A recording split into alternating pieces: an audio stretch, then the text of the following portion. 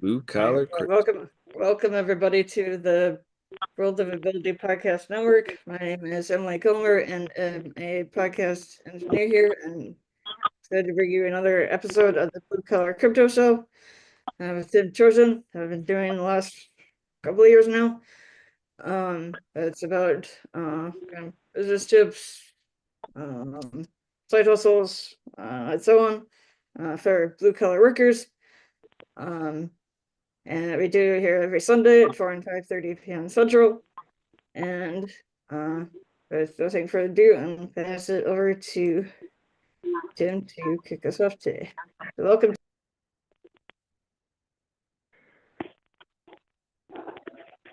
Welcome. This is the Blue Collar Crypto Show with our podcast engineer, Emily Gomer.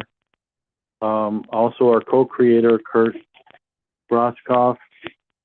And today we'll be co-hosted by Neil Weber to join me, and we're glad to have him.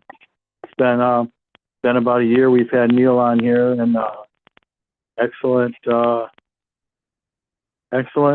collaborator, co-host, and we're just in it to take it till we make it. You know, the show's been on 3 or 4 years, and hopefully we'll pick up some listeners along the way, and someday we'll be all together. Everybody sticks together, and we'll be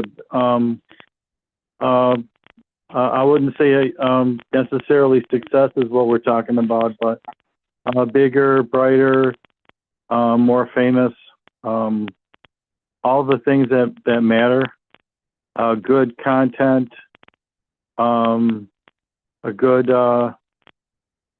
tradition, good culture, good feelings, educational, instructional, and life-changing. So Neil is here, and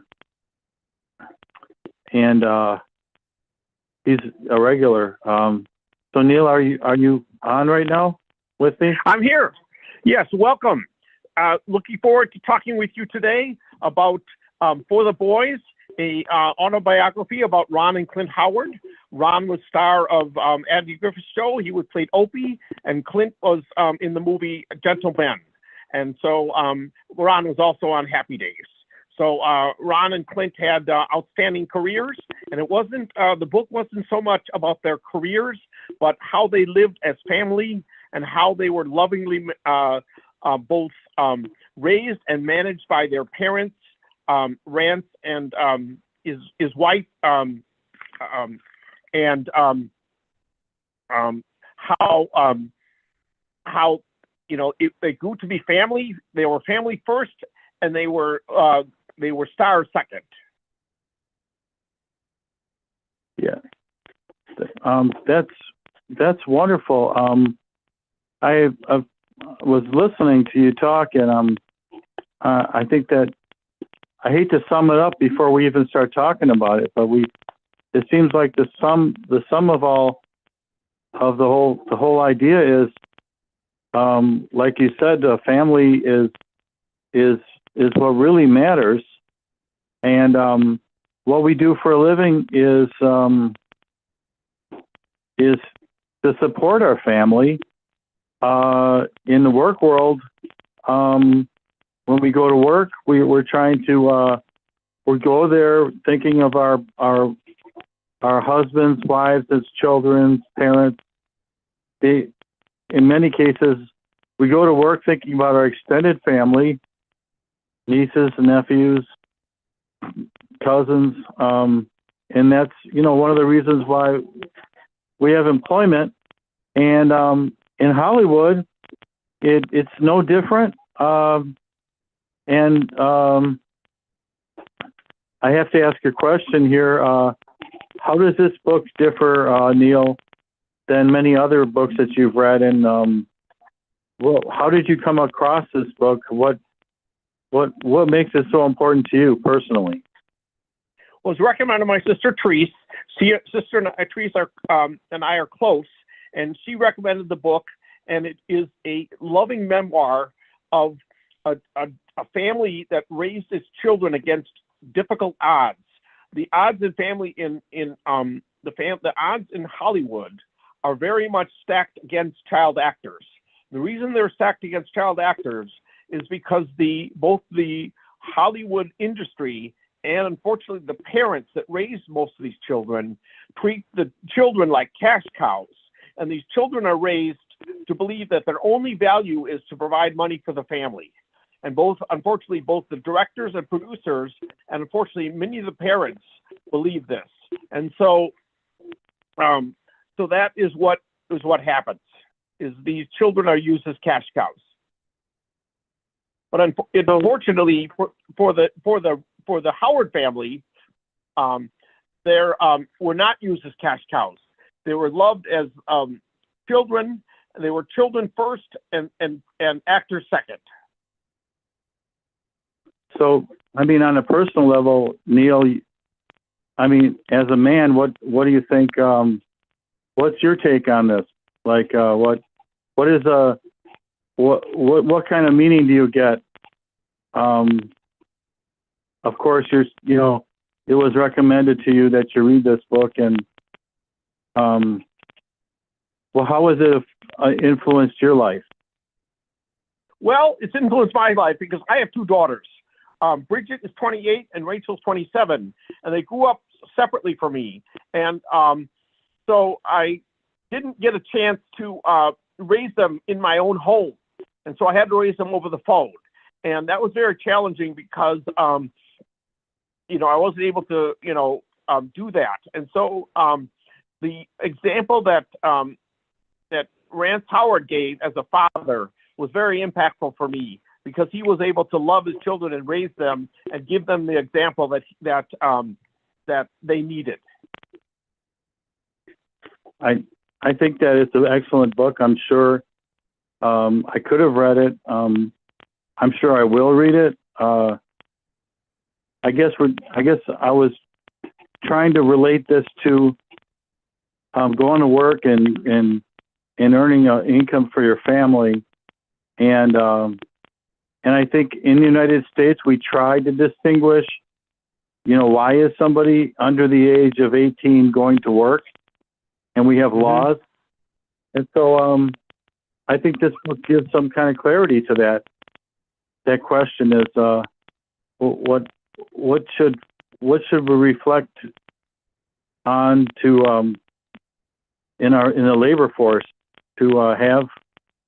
Should there be protection for child labor? It's just a thought.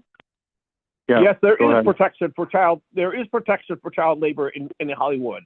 There's something called the welfare system, and the welfare system allows for a welfare manager to be on site at the production location. And the production location is where when they shoot on location, which happened in the book, in one instance at least, they had a welfare worker there who looked out for Ron and Clint Howard, and she made sure that the hours were strictly observed, that they were done with by shooting by 11. And the director did not, and the father did not like that, because the director for sure didn't like it, because they saw it as limiting his ability to shoot. So the welfare worker was very kind and tough, and made sure that the rules were followed. And so that's what happened. Well, it sounds wonderful, and we would hope that this is the case in every situation where a child is acting, that these laws are. Sometimes we don't know these laws exist, and sometimes sometimes people, if you don't follow this law, right, you're breaking it. Actually, if you don't know the law exists, then you don't follow it because you don't know it exists. And what do they say about not knowing the law? It's not a excuse. These are big money operations, and with streaming and all this other stuff, it only it only begs the question, are these laws being uniformly followed across all the streaming services, Netflix? Are these laws being followed by them? Because you see kids all over the screen, on movies and TV. And so, yeah, I guess I'm all for free enterprise as long as it's, as long as we follow laws that protect our freedoms, right? Mm-hmm. Free enterprise, yes, protected by laws that are set up to protect our freedoms, and not necessarily restrict us, but to restrict those people that are looking to take advantage.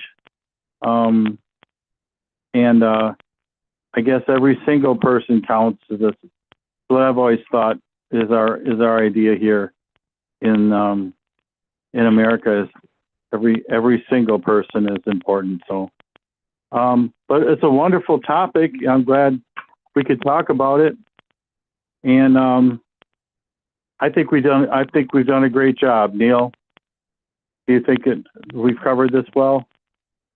I think we have.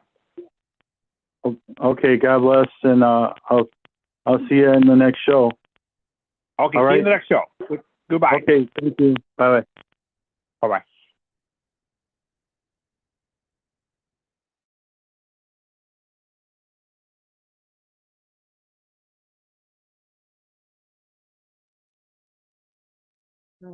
Okay, what are your thoughts? I thought that was a good conversation. But thank you, Tim, and Neil for the conversation. To thank everybody for tuning in. And again, we are here every Sunday at 4 and 5:30 p.m. Central. Have everybody check out all of our social media.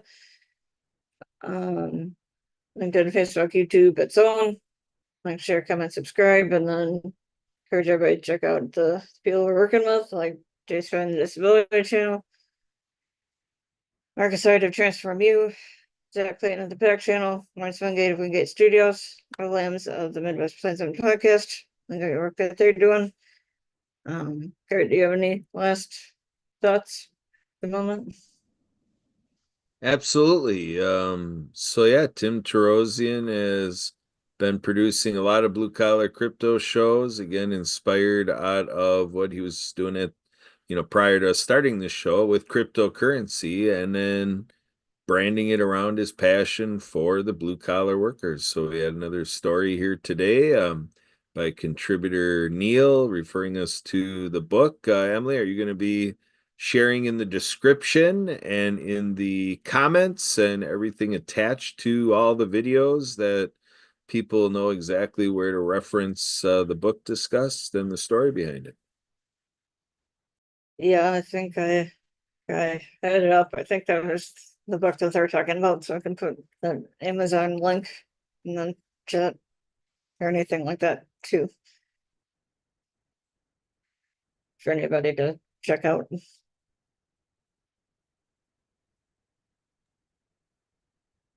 Okay, so I guess you're passing it back to me. Yeah, did you have anything else, Kurt, or are we?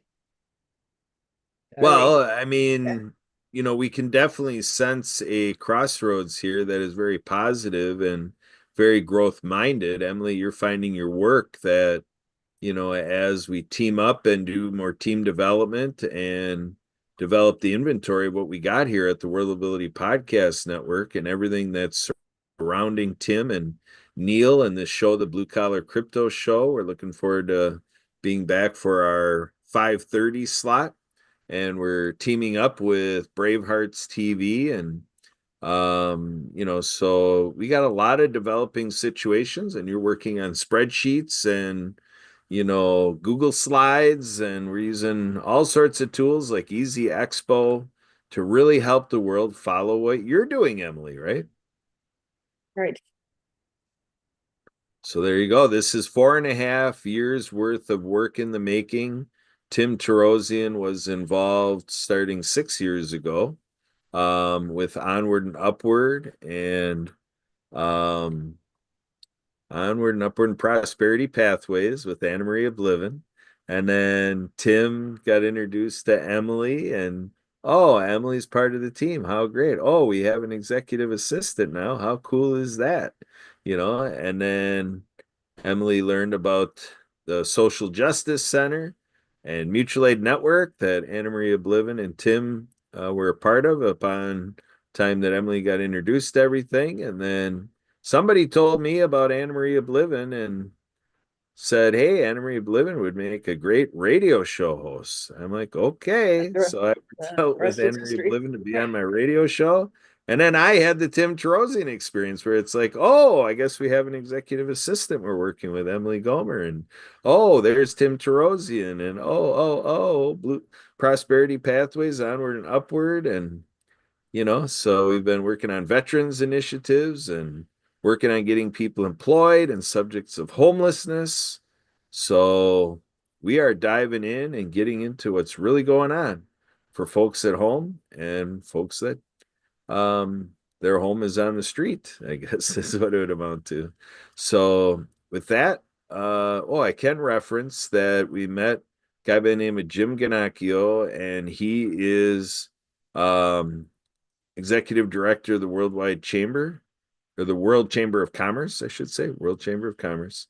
And that's out of Atlanta, Georgia. And then on the personal side of things, he makes a personal commitment and contribution to veterans initiatives, including United Military Care. And they're hosting a fantastic event on February 27th. That's Thursday, February 27th. And it's going to be at the Avalon outdoor shopping area. And so it's going to be a great event. But this is culminating that we have great veteran stuff going on even today with the Disability Channel as well. So we want to send a shout out and full support out to Jay Stoyan and the crew at the Disability Channel. They are in British Columbia and they are doing a fundraiser. And then they have the week of build up to the Invictus Games. So the Disability Channel is handling all of the accessible media. And so definitely all this stuff is part of the landscape that attracted Tim to do this with us. And Neil is all excited about it. Neil's getting other people taking a look at what we're doing here at the Blue Collar Crypto Show. So there's a big bundle going on here, folks. And next weekend, we're going to be doing this in the midst of the Super Bowl, aren't we, Emily? So make sure to pop that little nugget out when, we're doing this with Tim at the 5:30 slot to say, all right, Tim, great, the Super Bowl's going on, but we've got on our network here a 4 p.m. Central and a 5:30 p.m. Central Blue Collar Crypto Show, and we'll have Festivus going on. And so, Emily, you've got your work cut out for you. We can guarantee that Emily's going to work her buns off February 2025. Back to you, Emily. It's on you. All right. Thank you, everybody. So until next time, hope everybody has a great rest of your day and productive week, and to stay